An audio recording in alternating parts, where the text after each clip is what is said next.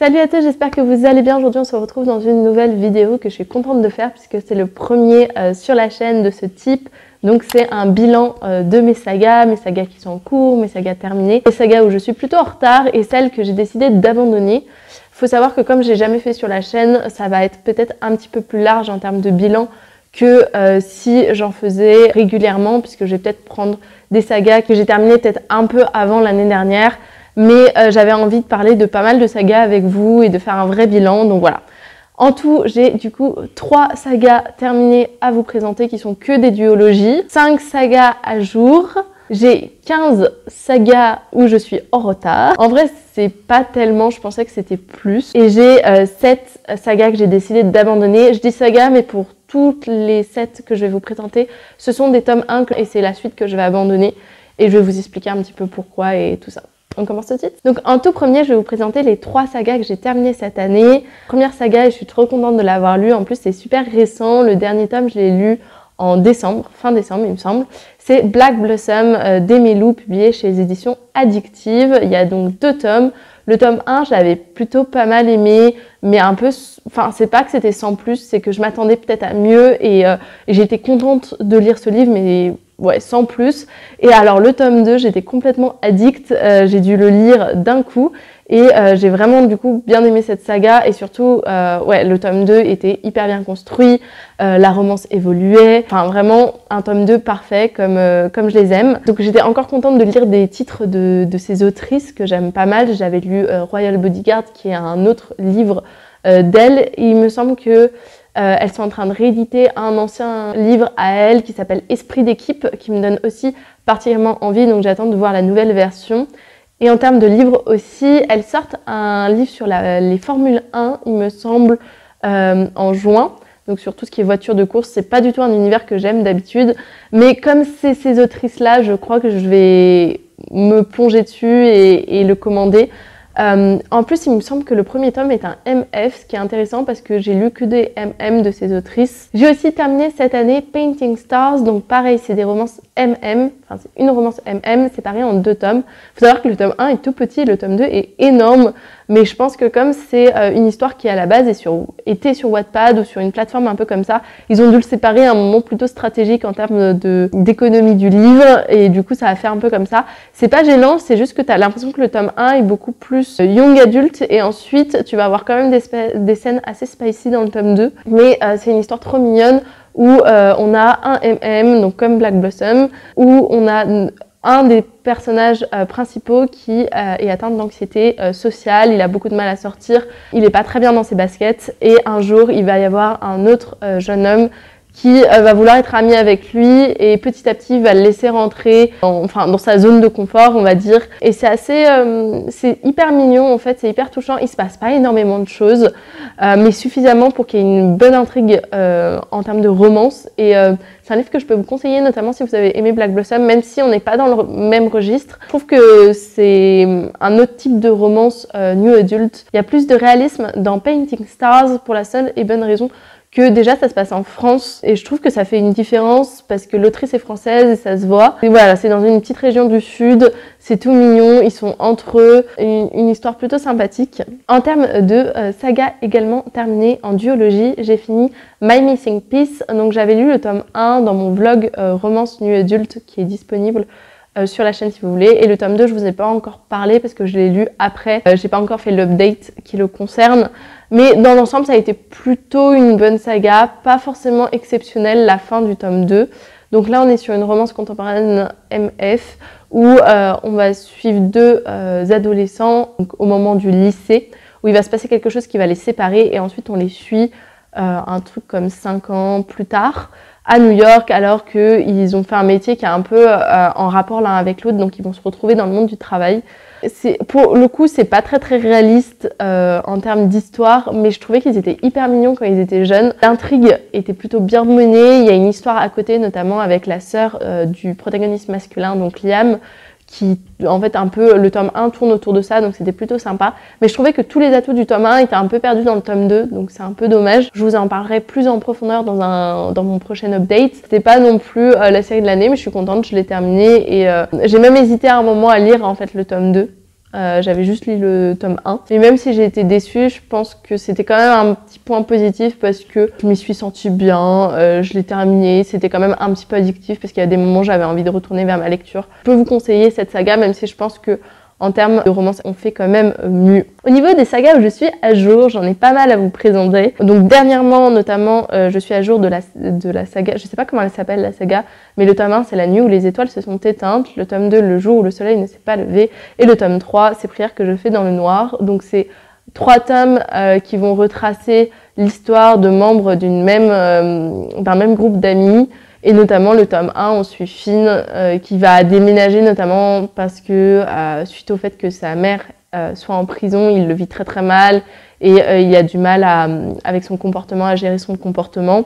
Et voilà, il va être un peu intégré de force, faut le dire, à ce groupe d'amis et au fur et à mesure, ça va quand même lui faire un bien fou, apprendre petit à petit à se reconstruire, à vivre avec, etc. Je trouve que ces histoires, même si elles sont très sombres, elles permettent, je pense, de parler à beaucoup d'adolescents. C'est pas des histoires faciles, donc c'est pas non plus un young adulte tranquille, mais je trouve que la romance est toute mignonne, qu'il y a des scènes juste mythiques, avec des dialogues, des sujets de société pour les jeunes qui sont super importants.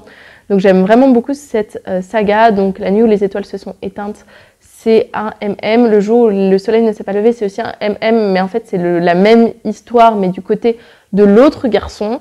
Et ces prières que je fais dans les noirs, c'est un autre du groupe d'amis qui, pour le coup, là est un MF. J'ai juste trouvé que le tome 2, donc Le jour où le soleil ne s'est pas levé, était un petit peu dommage et ne servait pas à grand chose, même si ça permet de parler plus profondément du harcèlement que subit du coup l'autre garçon. J'ai trouvé que c'était trop répétitif et il y avait vraiment d'informations en plus par rapport au premier tome. Et pareil, ces prières que je fais dans les noirs, j'ai eu quelques réserves. Vous pouvez voir d'ailleurs mon dernier update où j'en parle, notamment du fait que je trouve que le groupe d'amis se dissout un peu et qu'on a moins cette notion de cohésion entre tous les membres et c'est un peu dommage. Toujours en termes de saga où je suis à jour, j'ai lu cette année Dark Rise, le tome 1. Le tome 2 est sorti en anglais, il est sorti dans plusieurs langues, mais pas en français, il n'y a pas vraiment d'annonce de sortie, donc ça me fait un peu peur parce que cette saga est juste incroyable et ma sœur a lu le tome 2 en anglais et m'a dit « Non mais faut lire la suite, c'est trop bien ». Alors c'est vrai que le début de Dark Rise, moi j'ai eu beaucoup de mal pendant au moins 60% du livre, au moins. Donc ça peut décourager. Mais en même temps, la fin était tellement bien que je pense que la suite ne peut être que bien également. Pour le coup, c'est de la fantasy young adulte où ensuite Will, qui, on comprend, fuit des personnes, mais il ne sait pas trop pourquoi il les fuit. Enfin, il sait que ces personnes veulent le tuer parce que ces personnes ont tué sa mère, mais il ne sait pas trop pourquoi, il ne connaît pas du tout son histoire. Et en fait, petit à petit, il va connaître son histoire et il va notamment être accueilli par les stewards, qui sont un peu les gentils de l'histoire. Et de l'autre côté, on a les méchants, donc ceux qui veulent le tuer, qui sont plutôt du côté de l'ombre. Donc c'est un peu le combat de l'ombre et de la lumière. Mais ne vous y méprenez pas, c'est pas parce que le scénario a l'air hyper simple qu'il l'est. Au contraire, en fait, l'autrice arrive à te retourner le cerveau et à te faire entendre que le bien n'est pas forcément le bien et que le mal n'est pas forcément le mal et que ce monde-là que tu as au début où tu as le bien et le mal, bah en fait, il va être tout retourné, tout mélangé et à la fin, tu n'y comprends plus rien et en même temps, tout prend sens. C'est juste incroyable. Les scènes finales sont incroyables en termes de révélation. Voilà, je vous conseille ce livre si vous aimez la fantasy young adulte. Mais voilà, accrochez-vous au début si c'est lent, si vous aimez pas forcément... Enfin, c'est pas vraiment forcément lent, mais ça fait peut-être pas hyper crédible au début ou t'as pas forcément envie de continuer au début, mais franchement, accrochez-vous si ce genre d'histoire vous plaît. En termes de série où je suis à jour, j'ai aussi ACOTAR, donc toute la saga, puisque je me suis arrêtée à un palais de flamme d'argent, si je dis pas de bêtises, c'est le dernier tome.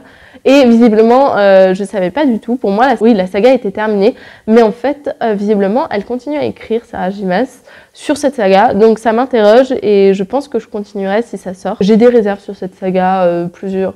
Je trouve qu'elle est à la fois très bien, très passionnante, notamment le tome 2 qui est mon tome préféré, et en même temps il y a tellement de trucs qui sont loupés, je trouve, qui auraient pu être mieux faits, et j'étais un peu déçue du dernier tome, même si pas autant déçue que d'autres personnes qui avaient attendu pour ce dernier tome. Donc voilà, c'est une saga très mitigée, mais je pense quand même que je continuerai si d'autres tomes sortent. Toujours en termes de saga où je suis à jour, je vais vous parler de 2 sagas assez longues et que j'ai envie un peu de mettre ensemble, même si c'est des sujets totalement différents, parce que les deux sont des sagas autour de la romance MM et les deux sont adultes et je tiens à le préciser, il y a des scènes olé olé spicy, c'est vrai aussi pour Akotar d'ailleurs, mais voilà, je ne l'ai pas répété pour tous. Là pour le coup, les deux dont je vais vous parler, c'est aussi le cas. Je vais vous parler tout d'abord d'une série de romance MM paranormale qui est publiée chez Bookmark, qui s'appelle la série Thirds, dans lequel on suit des métamorphes, donc à peu près tout le monde est métamorphe, enfin pas tout le monde, il y a des humains aussi. D'ailleurs notre protagoniste principal est humain, mais il va intégrer une brigade qui ressemble un peu au FBI, on va dire pour nous, mais qui prend en charge toutes ces problématiques de métamorphes qui s'en prennent à des humains. Et on va suivre Dex qui va être coéquipier avec le chef de la brigade qui s'appelle Sloan. Donc il y a une petite romance entre deux et je trouve que ce livre est déjà c'est beaucoup plus une romance que des enquêtes. Même s'il y a un petit peu des enquêtes, il y a des intrigues, ça avance. Il se passe toujours plein de trucs parce qu'il faut savoir qu'il y a 10 tomes plus une saga spin-off que j'ai commencé et dont le tome 2 n'est pas encore sorti. Il y a beaucoup de trucs qui se passent et heureusement parce que sinon on s'ennuie un petit peu de voir et surtout tu vois l'évolution de la romance et ça c'est plutôt sympa et puis tu suis pas que ces personnages, tu suis d'autres personnages dans la brigade donc ça fait une sorte d'ambiance de famille dans cette brigade que j'aime aussi beaucoup où tu te sens bien et je trouve que ce thème c'est quelque chose qu'on retrouve, l'ambiance famille etc. dans la deuxième série dont j'avais envie de vous parler qui est une saga auto-publiée par Amélie C. Astier. Je pense que je vous parle beaucoup de cette autrice sur cette chaîne. Donc je vais vous parler de Fucking Love qui regroupe, il me semble, 8 tomes. Alors pour le coup là, on est plutôt dans saga romance plutôt érotique puisqu'on va suivre un label pornographique. Donc on est beaucoup plus dans du spicy, je dirais. Mais heureusement, ça ne fait pas tous les livres puisqu'on va suivre ce label, on va suivre tous les couples en fait de ce label, enfin tous les personnages de ce label qui vont petit à petit former des couples et avec des thématiques de société hyper importantes et c'est ça que je voulais mettre en avant. Notamment chaque tome a une ambiance différente où on va parler de sujets différents, des sujets des fois sombres, notamment le tome 3 et les premiers tomes, enfin les 2 premiers tomes sont assez sombres mais le tome 3 est surtout une dark romance que je ne vous conseille pas de lire si vous n'avez pas le cœur bien accroché, surtout que celle-là est très bien faite mais aussi très difficile à lire je pense. Et donc voilà, chaque tome a une ambiance différente, parle de sujets différents, on va parler de maladies sexuellement transmissibles, dans le tome 5 de deuil, dans le tome 6 aussi, enfin bref il y a plein de sujets qui sont évoqués dans ces livres. Hey, c'est la Laure du montage qui vient de mettre pause et qui s'est rendu compte qu'elle vous avait donné que 2 exemples en vous disant qu'il y avait plein de choses sur la société. Donc j'avais envie un petit peu d'ajouter qu'il y avait aussi des thématiques en termes d'addiction, mais aussi des thématiques en termes de représentation pour des personnes transgenres et plein d'autres types de représentations hyper importants et pour le coup je pense hyper bien fait même si je ne suis pas directement concernée. J'ai trouvé que c'était vraiment des histoires hyper intéressantes, mais j'ai utilisé beaucoup trop de fois le mot hyper. C'est ça pour vous dire que voilà, si le genre de romance avec quand même un petit peu de smut, et c'est quand même un sujet principal vu que ça concerne l'histoire, vous intéresse, n'hésitez pas à vous plonger dans ce genre d'histoire qui est vraiment bien réalisé par Amélie C. Astier. Mais si c'est pas trop votre truc, penchez-vous vers d'autres livres de cette autrice que je trouve qui fait un travail juste remarquable, qui est toujours très approfondi en termes de recherche sur plein de sujets différents. Et donc voilà, j'avais juste envie d'ajouter ça ici et je vous laisse avec le reste de la vidéo. Mais même si ça n'en fait pas le sujet du livre, il y a plein de choses qui sont évoquées, super, et en même temps, il y a encore une fois cette ambiance familiale dans le label dans lequel ils sont, et on en est au tome 7 ou 8, et il y a 9 tomes plus un tome compagnon. Donc voilà, j'attends la suite avec impatience parce que ces personnages et ces sujets sont trop importants. Donc ça c'est à peu près tout pour les séries terminées et à jour, on va passer aux séries où je suis en retard. Alors il y en a pas mal, il y en a 15, je vais les prendre un peu dans le désordre. La première saga où je suis... Alors c'est pas vraiment en retard, c'est un en retard mais de ma propre volonté. C'est notamment la série le livre perdu des sortilèges, pardon. Qui compte 3 tomes, j'en ai lu 2, mais comme c'est autour de sorciers, de vampires, que les tomes sont plutôt gros, ce que j'avais envie de faire, c'était de les lire à l'automne. Ce que je fais en fait chaque année, puisque l'année encore d'avant, j'ai lu le tome 1, cette année, j'ai lu le tome 2, donc à l'automne prochain, je lirai probablement le tome 3 et le dernier tome de la saga. C'est une saga que j'adore, j'ai dû me retenir pour me jeter sur le tome 3, mais je me suis dit sinon je vais lire que ça de l'hiver. Mais c'est vrai que c'est une saga que j'aime beaucoup. C'est une saga adulte qui est bien écrite mais bien étoffée en termes de description, en termes de magie, etc. Mais c'est vraiment une série que je vous conseille si vous aimez la fantasy adulte avec quand même une place prépondérante pour la romance. On est loin des romantici habituels et en même temps on retrouve quelques codes. Donc on va suivre notre petite Diana qui est une sorcière et qui va ouvrir un livre. Et dans ce livre, il va se trouver que elle va le trouver assez étrange.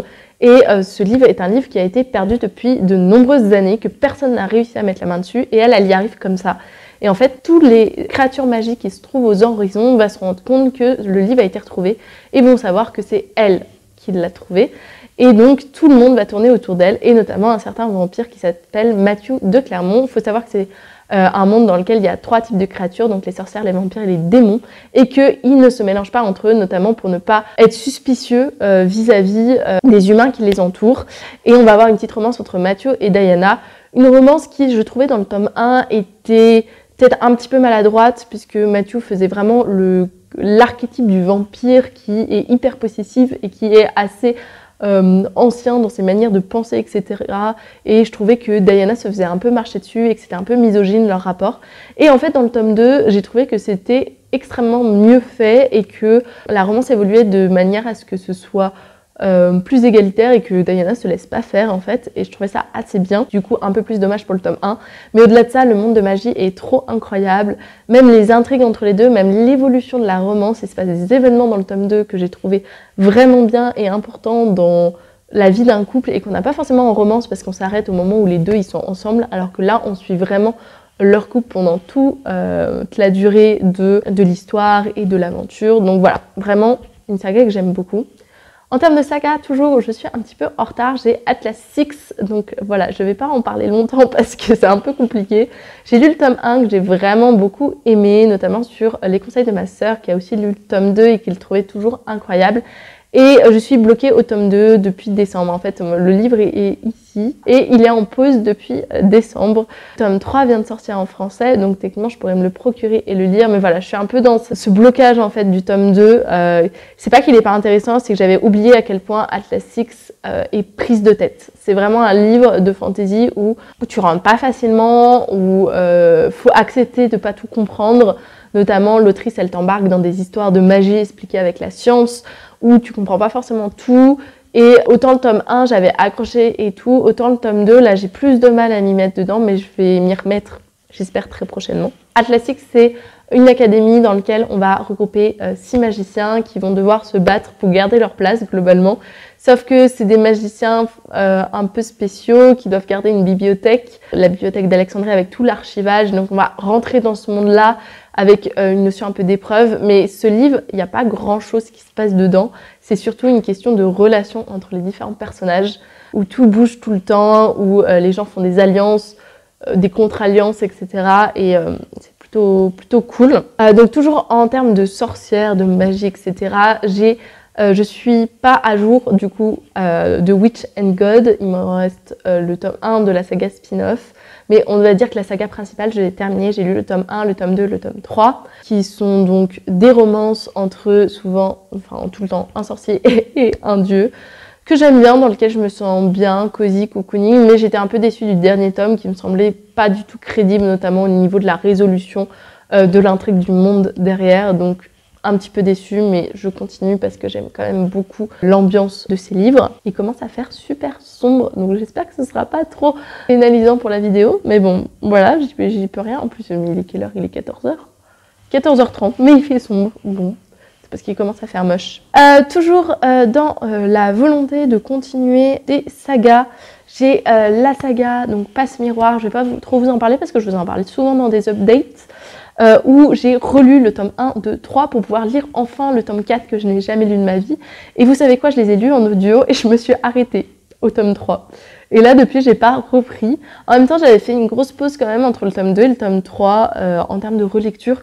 Donc j'espère que c'est juste une grosse pause et que je vais pas abandonner parce que avoir lu les 3 premiers tomes pour s'arrêter là, c'est juste que j'ai trop peur d'être déçue et je sais que je vais l'être parce que je sais qu'il est très compliqué ce tome-là, que personne n'a été convaincu de la fin, donc je suis un peu sceptique et j'ai un petit peu peur de la résolution, mais il faut que je lise ce tome 4. Aussi, dans ces grandes sagas que je lis, il y a les Chroniques de Bridgerton, dont le dernier tome que je dois lire, enfin c'est pas le dernier tome, c'est l'avant-dernier tome de la saga que je dois lire, figure dans mon challenge romance avec dans le thématique vlog romance historique. Donc c'est le tome, il me semble, 7, avec Hyacinthe, donc c'est la dernière fille des Bridgerton, et j'ai lu tout le reste. À chaque fois, je suis déçue et sceptique des tomes, mais à chaque fois, j'ai quand même envie de lire la suite parce que je pense que j'ai tellement aimé la série, je trouve que la série est tellement bien faite comparée au livre et c'est rare qu'on voit que le livre est moins bien fait.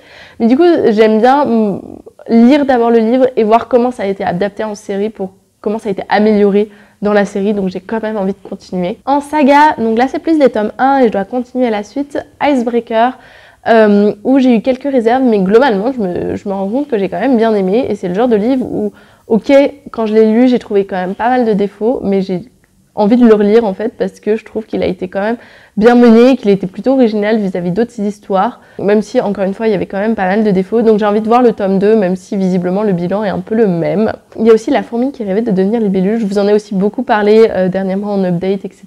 Et le tome 2 figure aussi dans mon challenge, donc c'est un peu facile parce que je sais que je vais avancer sur cette saga. Mais voilà, une petite romance entre un patron et une stagiaire.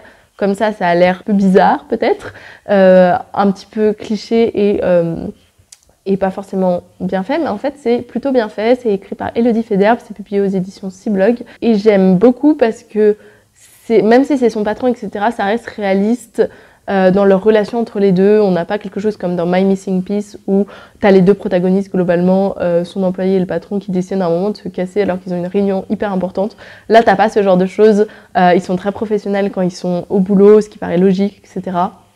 Et ça n'empêche pas qu'on a une évolution de la relation derrière avec des thématiques qui sont évoquées, qui sont intéressantes, qui changent un peu d'autres romances, donc j'aimais beaucoup et j'ai envie de continuer. Pareil, un livre, je l'ai lu l'année dernière dans mon challenge romance paranormal, mais je l'ai pas renouvelé cette année avec le tome 2, où j'ai plutôt bien aimé. C'est pas exceptionnel, mais j'aime plutôt bien. C'est Un loup à votre porte, le tome 1 de Charlie Adara, donc c'est publié chez les éditions Bookmark. Et je me lancerai bien dans le tome 2, et je crois que le tome 3 sort dans pas trop longtemps. Donc c'est une saga où on a encore une fois des métamorphes, encore une fois une sorte de... Alors là c'est peut-être pas des FBI, c'est plus des enquêteurs. Il y en a un, il est humain, l'autre, il est métamorphe. Et on a une petite relation entre les deux. Il y en a un, il est un peu... Enfin, ils sont tous les deux grumpy, mais il y en a un, il dit pas grand-chose, c'est le métamorphe, etc. Et l'autre, il épilogue, il trouve les autres très mystérieux, etc. Et je trouve que la romance entre les deux est plutôt bien. Et les enquêtes ne m'ont pas du tout dérangée, voire j'ai été happée par l'enquête, ce qui est très rare, parce que moi, vous savez que les policiers, ça le fait pas du tout avec moi.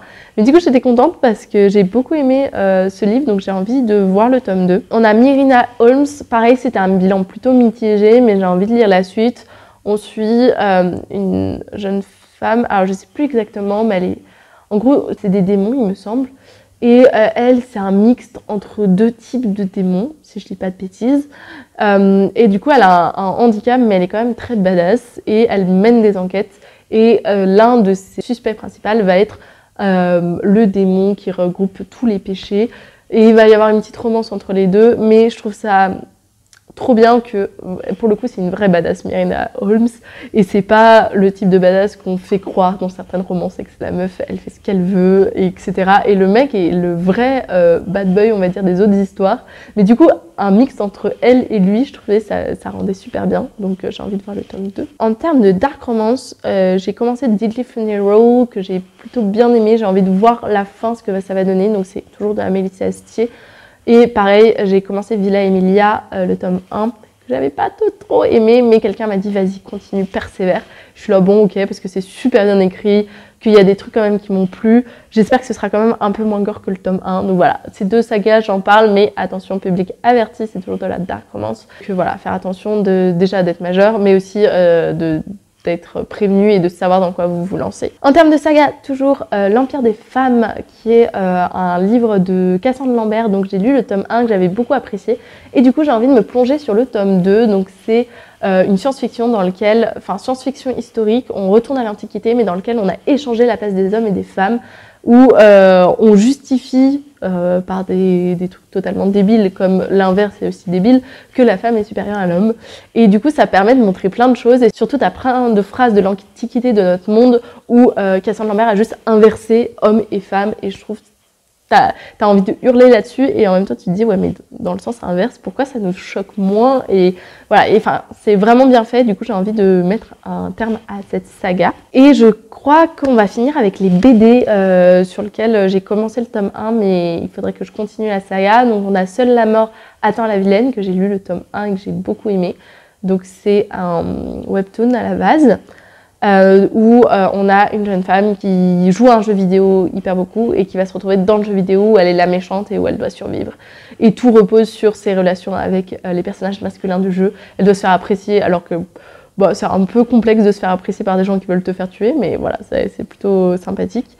Et ensuite, on a Spy Family, qui est une sorte de famille espion. C'était trop mignon, c'était drôle et tout, et j'ai que le tome 1, mais j'ai envie un peu de continuer la suite. On va finir avec les abandons, donc c'est saga que j'ai commencé cette année, mais que je ne continuerai pas. Donc il y en a 7. La plupart c'est des tomes 1, mais j'ai tout d'abord parlé de la série Campus Driver, que je suis très triste d'abandonner, et en même temps je pense que c'est la meilleure décision que je puisse prendre. Donc Campus Driver, c'est une saga qui à la base était de 3 tomes, où on suivait plusieurs protagonistes dans un campus universitaire dans lequel il y a une application qui a été mise en place de covoiturage pour que en fait les étudiants s'entraident, dans le sens où il y a des étudiants qui amènent les autres étudiants qui n'ont pas le permis ou pas de voiture à d'autres endroits du campus ou autre part dans la ville. Et le sujet était typique de romance, avec une sorte, souvent un groupe d'amis plutôt populaires garçons, et t'as des filles qui vont s'y inclure. Et franchement, le tome 1 était vraiment mon préféré. J'ai passé un bon moment, je trouvais que ça marchait bien entre nos 2 protagonistes, même si c'était quelque chose de récurrent, et maintenant je le retrouve souvent partout.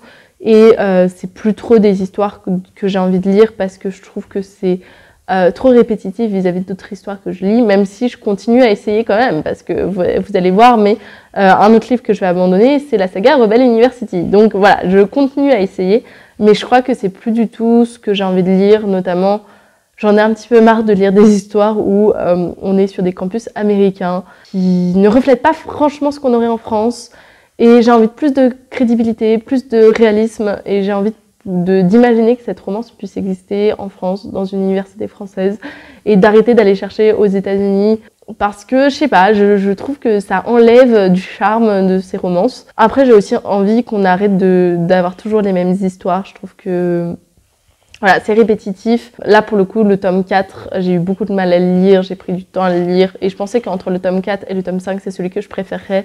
Mais alors, comme il m'a pas du tout plu, je tente pas le tome 5. Je pense que je vais passer à d'autres romances. Peut-être que la new romance aussi, c'est peut-être une réflexion que je me fais, et de moins en moins fait pour moi, ou en tout cas, il faut que j'aille chercher d'autres trucs. Donc Campus Driver ne l'a pas fait, Rebel University non plus, dans cette même veine, même si il y avait une notion de la jeune fille qui est body positive, où on n'a pas tout le temps la même jeune fille. Je trouvais qu'elle changeait du lot, etc. Mais l'histoire derrière ne suivait pas. Toujours cette histoire qu'à un moment ou un autre, et c'est vrai dans le tome 1 de Campus Driver aussi, le personnage masculin va juste s'acharner sur la protagoniste féminine, et elle va quand même lui pardonner parce que quand même il a vécu un truc horrible et tout. Et en plus, dans Rebel University, ce qui est horrible, c'est que la victime dans l'histoire, c'est la jeune fille, c'est pas le jeune garçon qui se met à crier sur elle. Donc je comprends même pas pourquoi elle pardonne quoi que ce soit, et même elle l'aide après, enfin bref.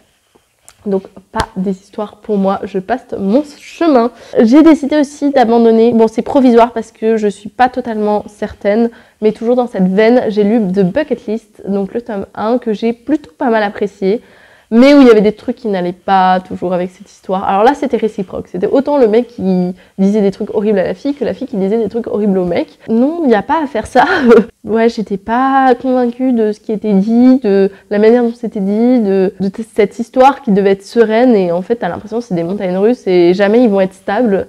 Donc, je sais pas, je suis pas totalement convaincue et j'ai pas forcément envie de voir les histoires des autres personnages. Toujours en termes d'abandon, j'abandonne Seul un monstre. Donc ça, je pense que je vous en ai parlé de long, large, mais j'ai pas été convaincue par l'histoire. Ça allait trop vite et en même temps, c'était pas très bien fait. La fin, je comprends même pas cette fin. Enfin bref, rien n'allait, je l'abandonne. C'est une histoire de monstre où la jeune fille découvre qu'elle est du côté des méchants, mais en même temps, toute sa famille se fait tuer par un chasseur de monstres. Donc elle sait plus vraiment où se mettre. Il y a une histoire de retour dans le temps, mais qui m'a pas vraiment passionnée.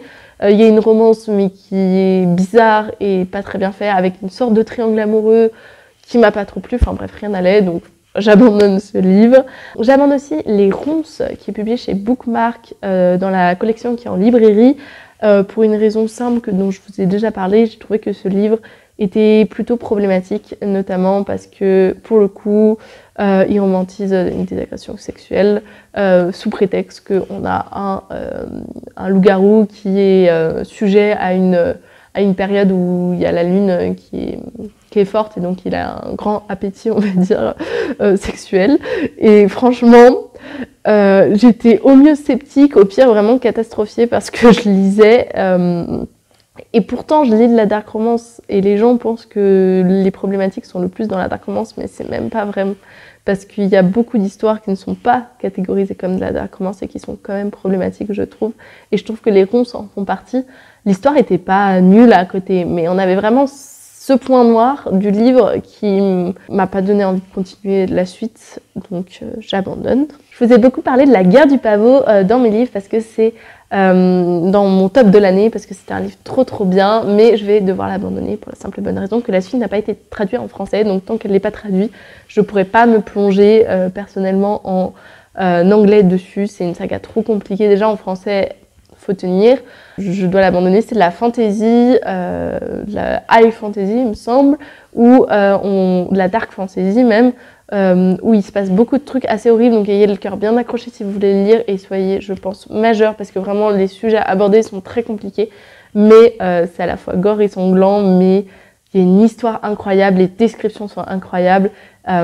Et on va avoir cette idée d'une jeune fille qui va rentrer dans une académie pour devenir la meilleure.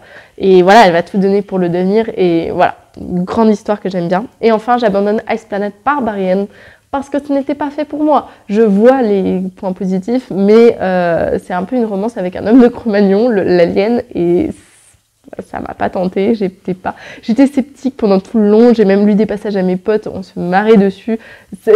Rien n'allait, c'était pas ce que j'aimais. Et du coup, je pense que tout simplement, les romances aliens ne sont pas faites pour moi. En tout cas, celle-là, non. Donc, je passe mon tour et tant pis. Voilà pour ce petit bilan. J'espère que vous avez aimé. N'hésitez pas à me faire des retours sur les sagas que vous lisez peut-être, sur certaines où vous pensez que je devrais avancer plus rapidement que d'autres.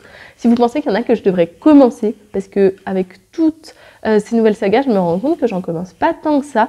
Donc si vous en avez à me conseiller, n'hésitez pas. Sinon, n'hésitez pas aussi à liker, à vous abonner si ça vous a plu, ça fait toujours plaisir. Et sinon, je vous dis à la semaine prochaine pour une autre vidéo. Salut!